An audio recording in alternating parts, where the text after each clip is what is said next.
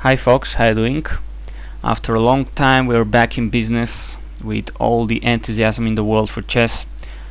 Right now following the US Chess Championships held once again in the wonderful Chess Club and Scholastic Center of St. Louis, Missouri 2015. Well, first of all I would like to acknowledge and say thank you to all the people who have been watching my old videos on the channel and even subscribing to my channel during this couple of months of absence, so thank you a lot.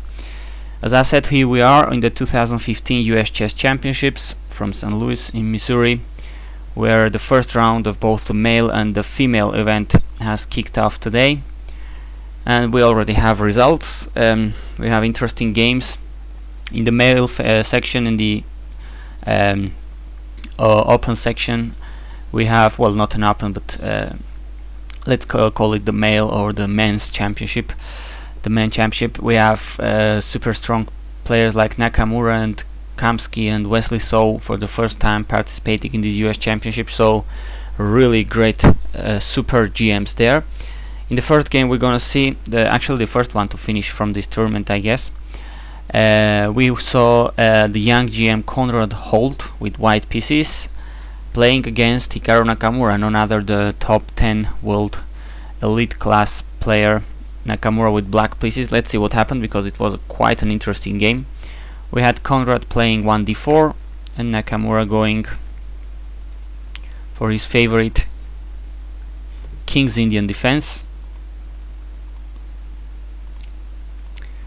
d6, knight f3, castles, and here between, well, all other options, white has this h3 move, which I not really know that much about. I guess some of its ideas are to prevent any black piece from landing on g4, and I have sometimes even seen people playing an aggressive looking early g4 trying to attack black here on the king side.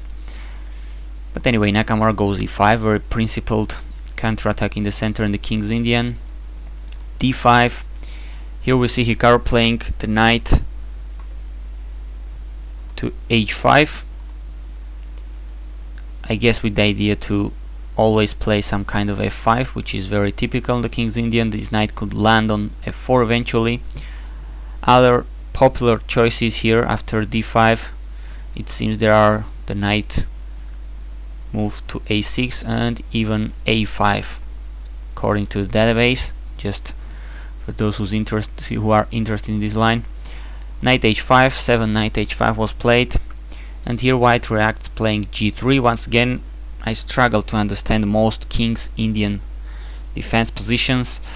Well, I guess this move just keeps this f4 square under control. Who knows if the bishop could go to g2 sometimes, but really I guess this is very theoretical and I'm not there to know this, not particularly this line at least. The knight goes to a6, developing a piece, and now knight d2. Very few games in the database I was looking at with this exact position, so trying to understand the position here. Well, you sometimes see a knight on d2 in some King's Indians where it protects both e4 and c4. Now it's giving this light square diagonal freedom to the bishop to go to e2, erase this knight from h5. Who knows if f4 could be an idea sometimes, not exactly now because g3 will be hanging, of course. So, well, it's a position not an easy to understand if you haven't played it, I guess. Nakamura plays queen e8, another not so easy move to explain, I guess. Well, if someday f4 is played and black can counter attack with f5 and the e file gets opened, well, you know, the white king is still in the middle. Of course there's a long way till then, but I guess this is a way of centralizing the queen, as it doesn't have that many squares to go from d8. You know, dark squares aren't very that free maybe, and here this way if you play f5, you know that light squares are likely to be opened, and you know you could bring the queen to the king side, to the action.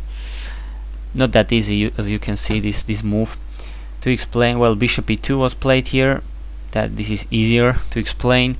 The knight is absolutely has to go back, because you cannot allow an exchange here on h5. Losing a pawn, that would be disastrous, because you lose a pawn just about for nothing. So knight goes back, and h4. Konrad Holt plays for his own king's attack, king's side attack, trying to go to h5. So it's interesting. I mean, he has the center more or less under control. Not that much development, but the rook on h1 could be useful. It's an interesting idea. The knight on f6 moves again to d7. f5 is a move you most definitely need to do in almost all King's Indian positions, to free up your rook, the bishop, to have some activity, counter-attacking chances on the center.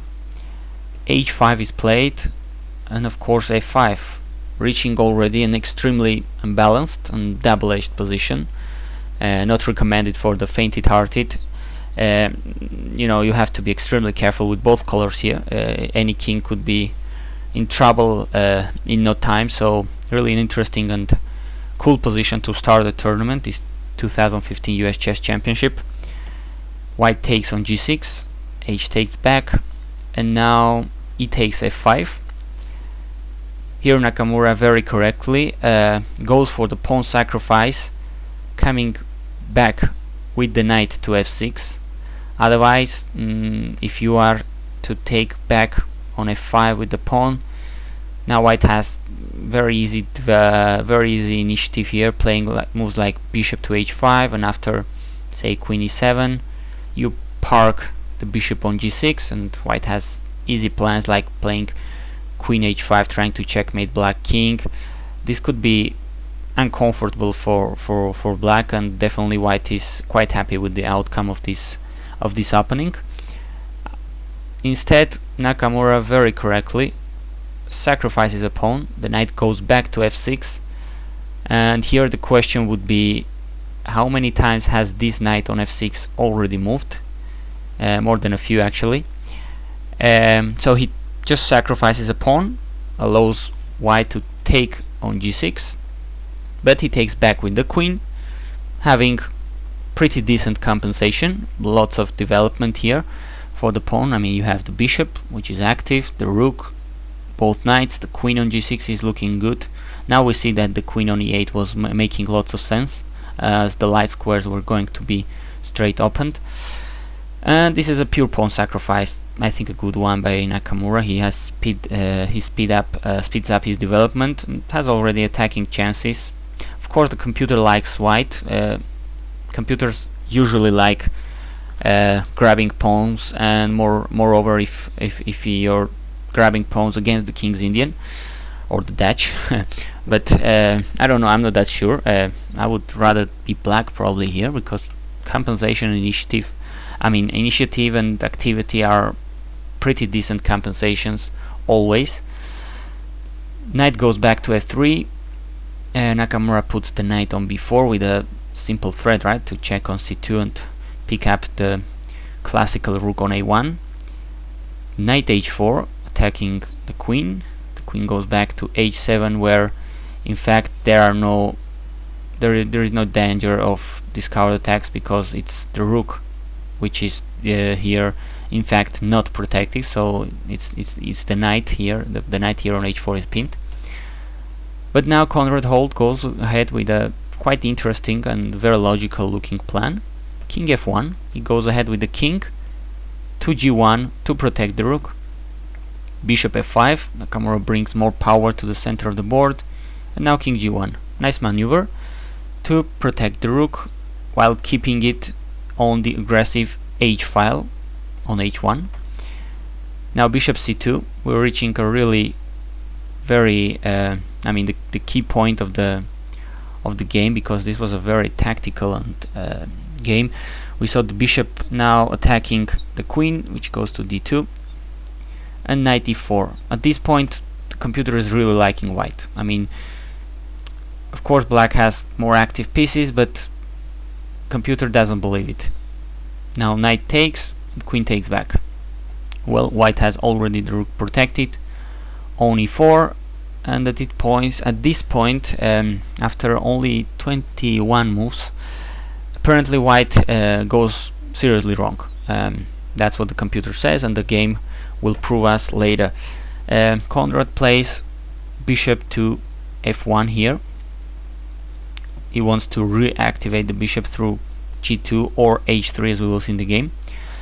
The computer was recommending the move knight to g2, and his plans to play rook h4, harass this queen, and arguing that black has, yes, a couple of centralized pieces here, threatening a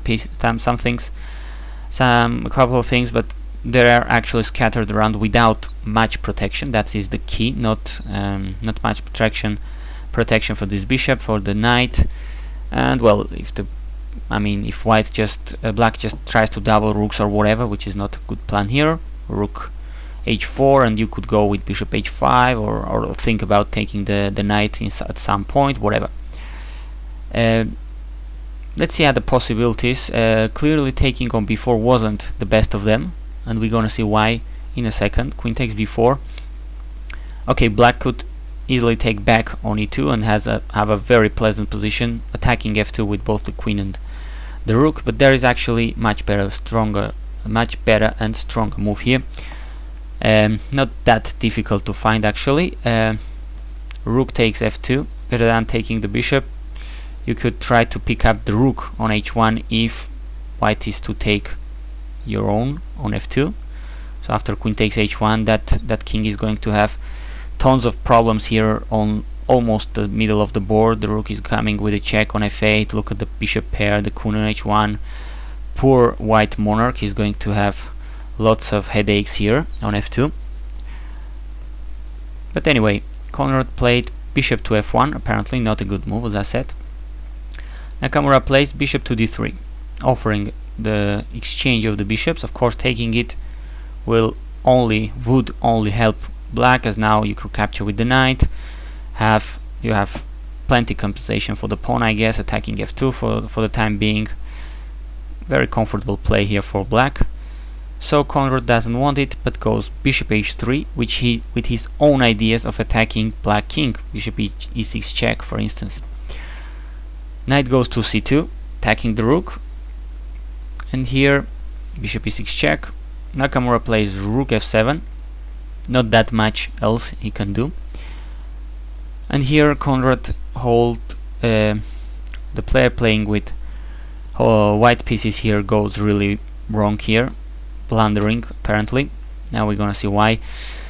He plays knight to f5, well, which could seem at some point logical. You maybe threaten to invade with the rook, keep attacking this black king with the knight, but there is really not much attack going on. The problem is he has a much more vulnerable king here on g1, and here, well, try to guess Nakamura's move if you want to. It is a nice move, beautiful, not extremely hard, I guess. Really nice move. The knight goes to e1, very nice, protected by the queen. We're first of all and mainly attacking the g2 square, threatening checkmate in one move. Well, it may seem white has a couple of ways to defend this against this threat. Let's see why they don't work. Well, first of all, what if rook h2? Well, apparently that protects the checkmate, and it does, but the problem is that knight e1 was not only threatening checkmate, but also this f3 vulnerable square. Now knight f3 check is a huge mega fork, attacking the knight, the king, the queen and the rook, winning the house here, of course. The other move we could think of to protect against the checkmating threat is knight h4, which seems more reasonable. You're also protecting the f3 square, but here black has a very nice combination, a very short one, but a really astonishing one. Let's see if you can find it. You can pause the video, stop the video now, try to find the tactics here.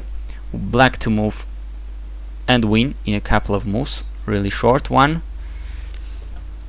Hopefully you found out that black can sacrifice the queen here. Yes sir. Queen g2 check, knight takes, and knight f3 checkmate. The bishop is holding the f1 square and the knight is attacking the king while keeping the h2 square. Very nice checkmate. That's why knight h4 back, knight to h4 back wasn't working at all. So at this point we can say, after knight f5 and knight d1, black is definitely winning here. White is pretty much done. Conrad checked on e7, king f8, another check on g6, but the king went to e8, and here the young GM with white pieces, Conrad Holt, gave up, allowing Nakamura to win the first game, actually a very nice and attacking one of these 2015 US Chess Championships. Thanks for watching.